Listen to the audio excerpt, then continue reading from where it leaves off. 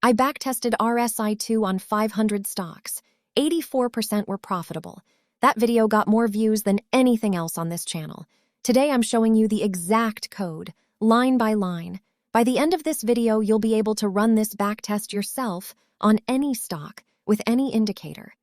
This is the strategy that made the channel. Now I'm giving you the keys. First, what is RSI-2? RSI stands for Relative Strength Index. It measures how overbought or oversold a stock is on a scale from 0 to 100. The standard RSI uses 14 periods. RSI-2 uses only 2 periods. That makes it extremely sensitive. It whips between 0 and 100 fast. When RSI-2 drops below 10, the stock is extremely oversold. Short term, it's been hammered. When it goes above 90, it's extremely overbought. The strategy is simple. Buy when RSI-2 drops below 10. Sell when it goes above 90. That's it. No complicated rules, no multiple indicators. One line of math. The formula is straightforward. Calculate the average gain and average loss over the last 2 periods. RSI equals 100 minus 100, divided by 1 plus the ratio of average gain to average loss. In Python, you don't even need the formula. Pandas has it built in. One function call and you have RSI for every day in your dataset. Let me show you. Here's the full code. I'm going to build it step by step. First, imports. We need pandas for data handling, yfinance for stock data, and numpy for calculations. If you haven't installed these yet, go watch tutorial number 1 in this series. Link in the description. It covers setup from 0. Next, we need a list of stocks to test. I used the SP 500 as of 2019, not today's list, the list from when the backtest starts. That avoids survivorship bias. I covered why that matters in tutorial number 2. For this walkthrough, I'll show you how to pull the current SP 500 list from Wikipedia using pandas read HTML. One line of code gives you all 500 tickers. Table equals pandas.read HTML, the Wikipedia URL.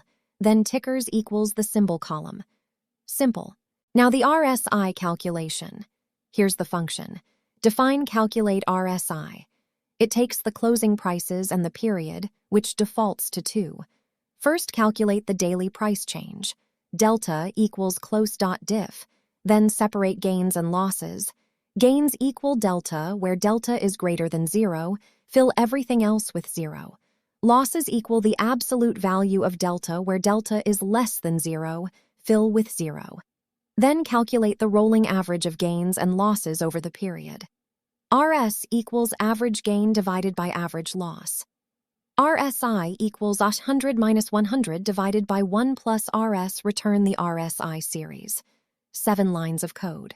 You could also use the TA library. Import TA, then ta.momentum.rsi indicator with close prices and window equals 2. 1 line. Same result. I wrote it from scratch here so you understand what's actually happening under the hood. When you know the math, you can modify it. You can test RSI-3, RSI-5, or any period you want. Now the backtest logic. This is where the money is. Define backtest RSI. It takes a ticker symbol and the start and end dates. First download the data with yfinance, then calculate RSI-2. Now we need to generate signals. Create a signal column. When RSI drops below 10, signal equals 1. That means buy. When RSI goes above 90, signal equals -1. That means sell. Otherwise, hold. 0. Next, we need to track positions and returns. Create a position column. We use the signal to determine when we're in a trade. When signal equals 1, we enter. When signal equals -1, we exit. We forward fill to stay in the position between entry and exit. Then calculate strategy returns. Strategy return equals the daily stock return multiplied by our position from the previous day. We shift position by 1 to avoid look-ahead bias. You can't act on today's signal until tomorrow. The cumulative product of 1 plus strategy returns gives us the equity curve. Total return equals the final value minus 1. Let's test it on one stock first. SPY from 2019 to 2024. 5 years. The code is simple. Result equals backtest RSI with ticker SPY, start 2019-1-01 end 2024-Y1-01, print the total return. On SPY, RSI-2 returned 38% over 5 years. Not bad, but the real question is, does it work on most stocks, or did we just get lucky with SPY? We also want to track the number of trades, the win rate, and the profit factor. Trades are counted by looking at position changes. A new position of 1 after being at 0 is a new trade. Win rate is winning trades divided by total trades. Profit factor is total gains divided by total losses. These metrics tell you if the strategy is actually good or just lucky. Now we scale it. Loop through all 500 tickers. For each one, run the backtest, store the results. Here's the code. Create an empty list called results. For each ticker in the SP 500 list, try to run the backtest. If it fails, skip it. Some tickers don't have enough data or Y-Finance can't find them. Append the ticker, total return, number of trades, win rate, and profit factor to the results list. Then convert to a data frame. This takes about 5 to 10 minutes depending on your internet speed because Y-Finance is downloading data for 500 stocks. Add a progress indicator so you know it's working. Print the ticker number and name as each one finishes. You can also add a small delay between requests so Yahoo Finance doesn't rate limit you. Time.sleep 0.5 between each ticker. Half a second adds about 4 minutes total but keeps your connection reliable. The results. Out of 500 stocks tested, 420 were profitable. That's 84%. The average return was 31% over 5 years. The best performer returned over 200%. The worst lost 45%. The median profit factor was 1.4.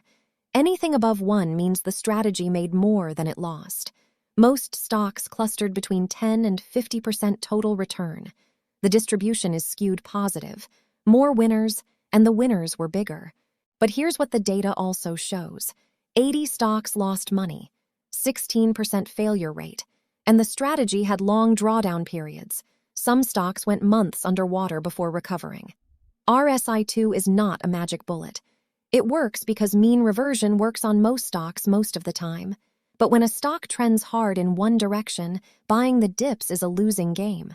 The lesson is clear. Test on many stocks. Don't cherry-pick the winners. You now have the complete code to backtest RSI-2 on 500 stocks. Download the code from the link in the description. Change the indicator. Change the thresholds. Test RSI-3 or RSI-5. Test on different time periods. Make it yours. Next video in this series, I'll show you how to backtest options strategies in Python. Iron condors, credit spreads, the works. Subscribe so you don't miss it. Data doesn't lie. Now you can prove it yourself.